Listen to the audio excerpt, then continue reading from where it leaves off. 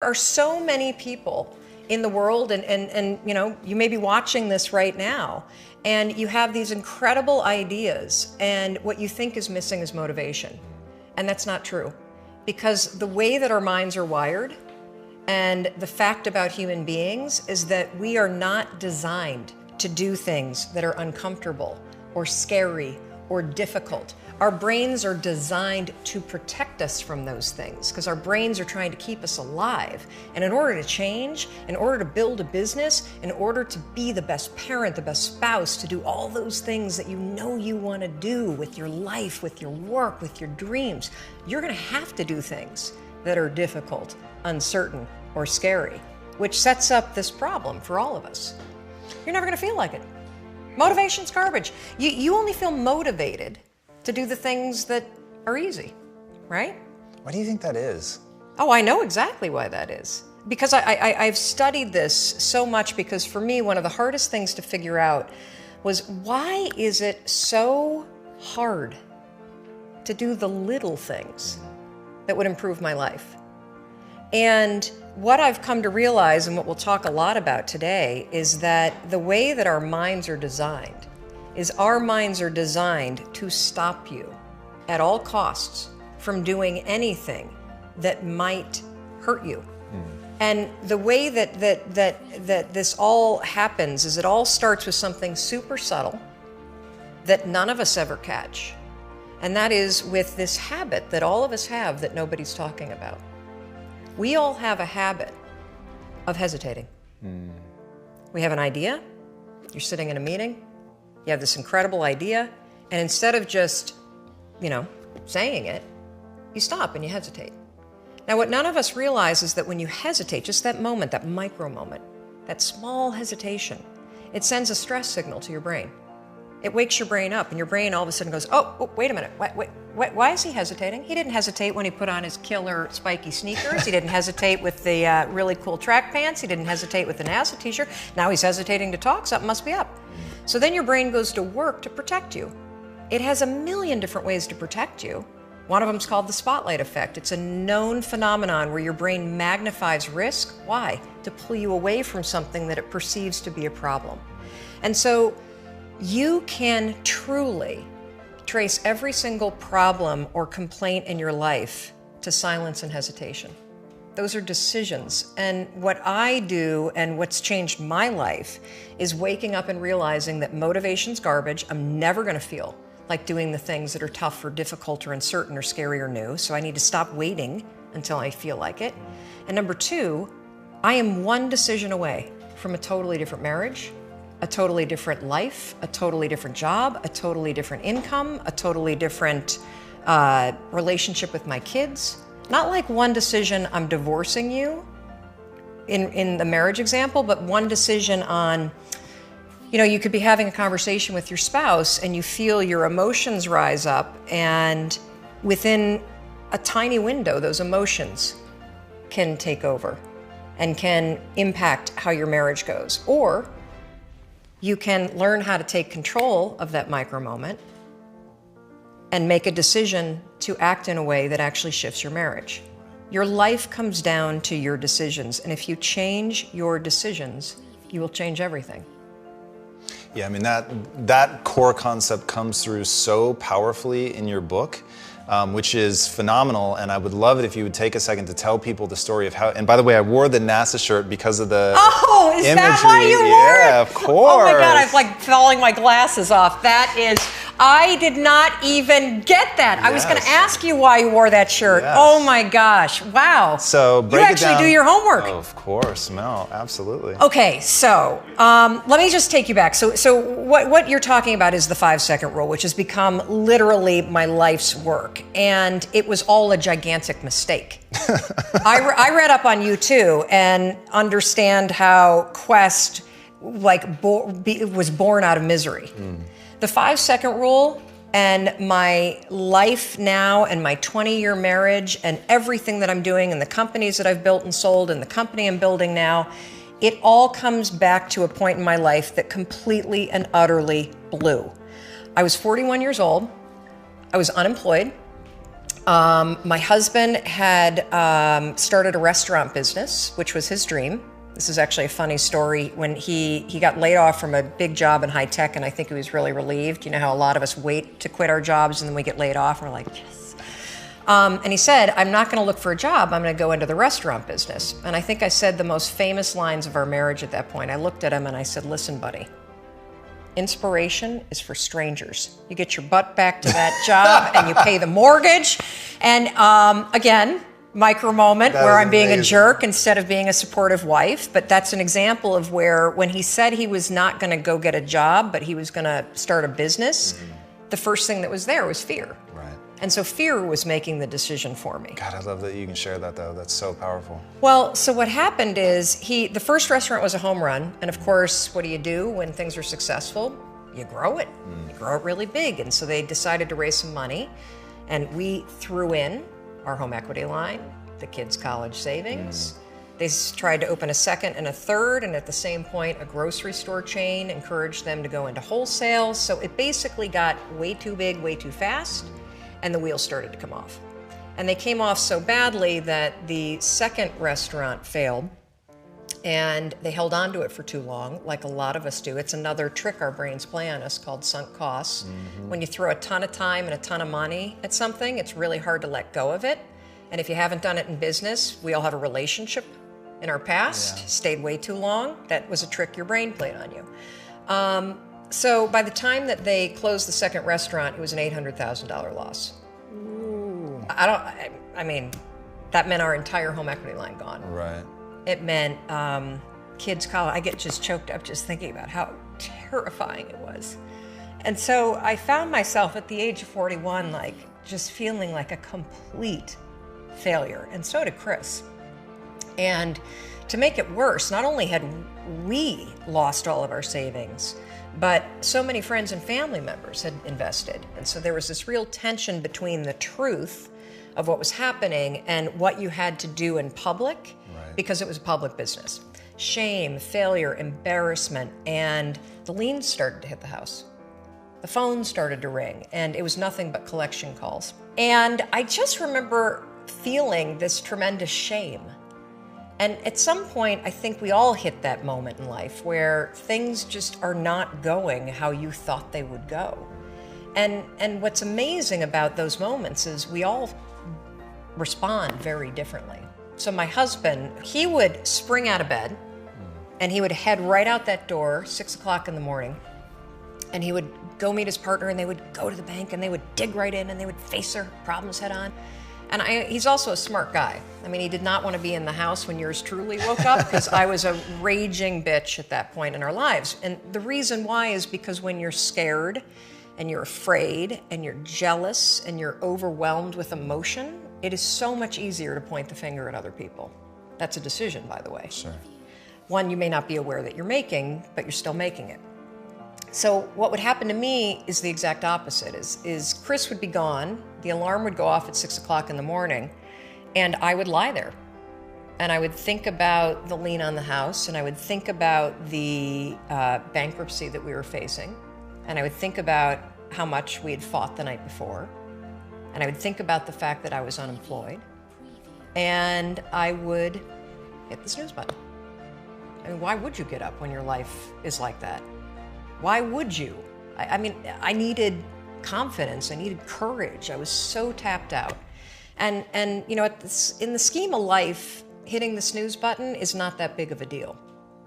But here's the thing about life. None of us wake up and say, today is the day I destroy my life.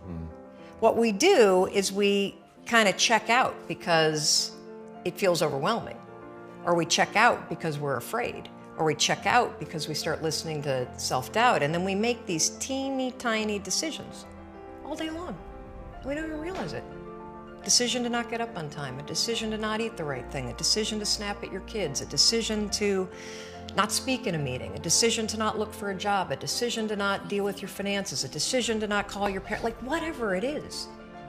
All day long, these tiny decisions that take you so far off track. And then you wake up like I did and you look at your life and you think, how the hell did I get here? And more importantly, how do I get back over there? And you have no idea. And so I was so trapped. And I know from your story, you felt the same way. Like you knew that there was more in store for you, but you couldn't figure out, how do you close the gap? How do you find the power that's in you? How do you discover your greatness? How do you solve these problems? It feels so overwhelming when you can't. I mean, I would go to the grocery store and the items would scan and I would be sitting there readying my excuse because there was no way that my check card was going to clear. Wow. So I got in this struggle with myself that a lot of us find ourselves in, and that is you get trapped in what I call the knowledge action gap. You know what to do, but you can't seem to make yourself do it, right? I mean, every one of us is one Google search away from a list of instructions that if you follow any of them, it will change your life. But how do you get out of your head and stop thinking about what you need to do and actually do it? And in my case, this stuff was pretty easy. Get up on time, make breakfast for the kids, get them on the bus, start looking for a job. Be nicer to Chris. Don't drink so much. Instead of isolating yourself, pick up the phone and call a friend. Get yourself out into the woods and go for a walk. Start running again. Like all these little things that I was capable of, but I couldn't get out of here. Could not get out of here. And if you're stuck, that's the problem. The problem is you're in your head, you're thinking. That is the universal problem. And it all starts with this knowledge of what to do, and then you hesitate and you think about whether or not you feel like doing it. So for a couple months, I was really stuck. Chris would get up at 6, I'd hit the snooze, and then I'd hit the snooze, and then I'd hit the snooze, the kids would miss the bus. And then every night I'd do the same thing. I'd go in bed. Have you ever had one of those nights? Probably before you started your company, but where you go in bed and you're like, all right, Tom, that's it. Tomorrow, it's the new me. Tomorrow, I'm gonna get up on time. I am gonna go to the gym. I am going to look for a job. I'm not going to drink so much. It's going to be amazing. The new me, the future me. Woo! Let's do this, right? Then you go to bed and you wake up 7 hours later and you're like, I don't feel like the new me. It's the only, that's a stupid, see, motivation's garbage. It's never there when you need it. Ever. Ever, ever, ever. And so here's what happened to me. And thank you for wearing the NASA t-shirt. It's a really stupid story. It's a powerful story. So one night, Chris had gone to bed. I'd been struggling. We still had all the same problems. We still had a lien on the house, still facing bankruptcy, still fighting like crazy. I was still unemployed. They still hadn't figured out like the solution yet for the business. And I was about to turn off the TV, and there on the TV, there was this rocket launching, and I thought, oh my gosh, that is it.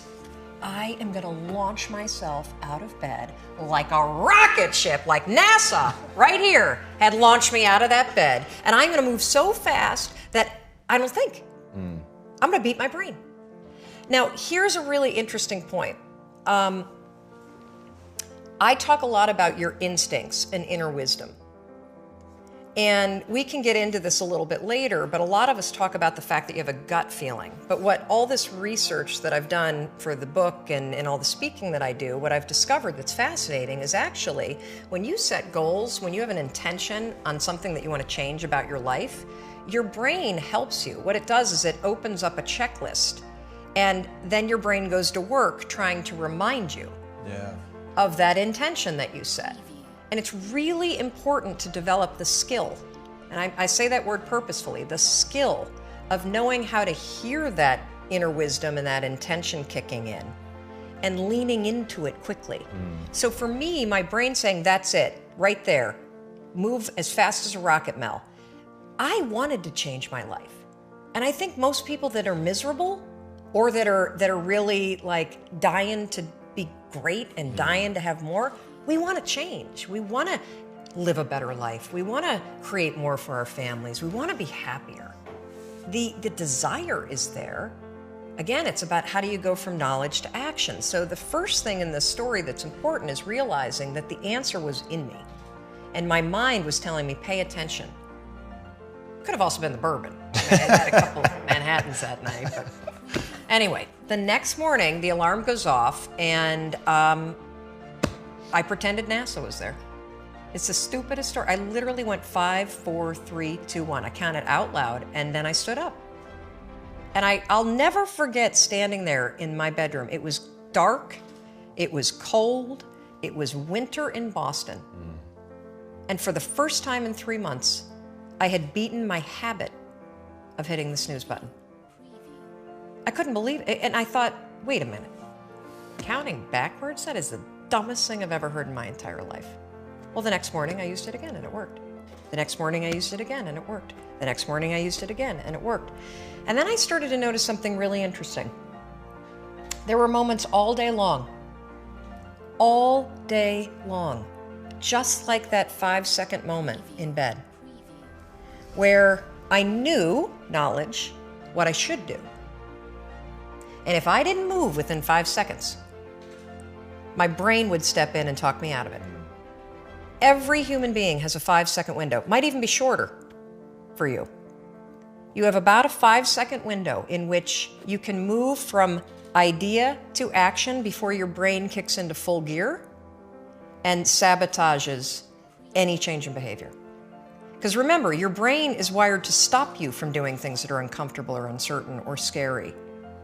It's your job to learn how to move from those ideas that could change everything into acting on them in the smallest moment. And for anyone right now at home who's thinking like, this sounds too simple, too easy, talk a bit about your community, because reading some of their comments, it's crazy how many people, like the sheer volume of people you quote in your book, but if you also go online and just look at the people that are like directly reaching out to you, it is an avalanche of people that have stories around the 5-second rule. Well, one of the reasons why I'm so excited about this book, and look, you don't have to buy the book. This is an idea that you can use. It's free. It's backed by science. More than 8 million people around the world have discovered it. And you know, you're talking about the number of people. We've heard from more than 100,000 people in 80 countries that are using this rule. We know of 11 people who have stopped themselves from killing themselves using this rule. I saw one of those outreaches. Yes, there's a guy, Steve, that wrote to us who was a veteran. He was suffering from post-traumatic stress disorder. He boarded a ferry overseas with the intention to jump over. He walked over to the railing, and his inner wisdom kicked in. In that moment, the 5-second rule, 5, 4, 3, 2, 1, counting backwards, moved away from the railing, asked for help, saved his life. His story has inspired countless other people that have heard me in the speeches that I give around the world about this one tool. And so, you know, the thing that's so cool about this, and I should tell you the science behind it, because I'm going to be honest with you, it is stupid. Had I ever thought that I would find myself 8 years after discovering it, spending my days telling people about the 5-second rule? First of all, I would have picked a different name, because it reminds you of the one where you have to like pick up food within 5 seconds off the floor, right? It was my secret weapon. This was something I did. I never intended to tell anybody, because I went from getting up on time and waking up on time to shaking up my entire life.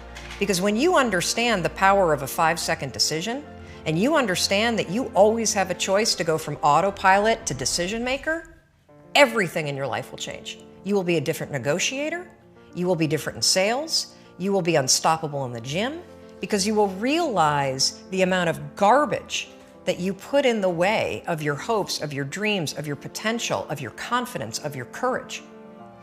Everything comes down to the decisions that you make. We all know what to do. None of us know how to make ourselves do it. So I started researching it. Why does something so stupid work? Why? Why does something so silly create such powerful and profound change? Well, here's why. The rule is a form of metacognition. Metacognition is a fancy pants term that means something real simple. You can outsmart your own brain in furtherance of goals.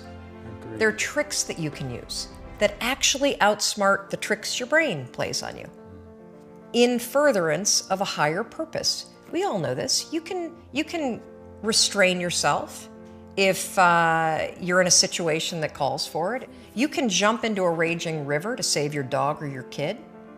You can direct yourself in ways if it's important to you. And so the rule, what it does is it does something really remarkable.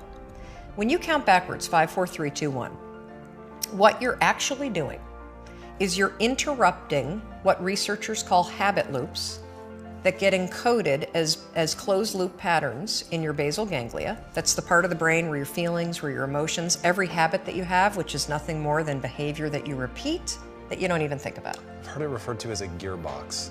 Yeah. To shift your attention from Yes. And so when you go 5, 4, 3, 2, 1, it interrupts what's going on here that's spinning without you thinking, and it moves and awakens your prefrontal cortex.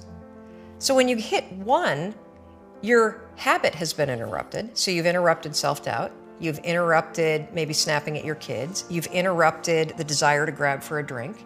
You've interrupted procrastination.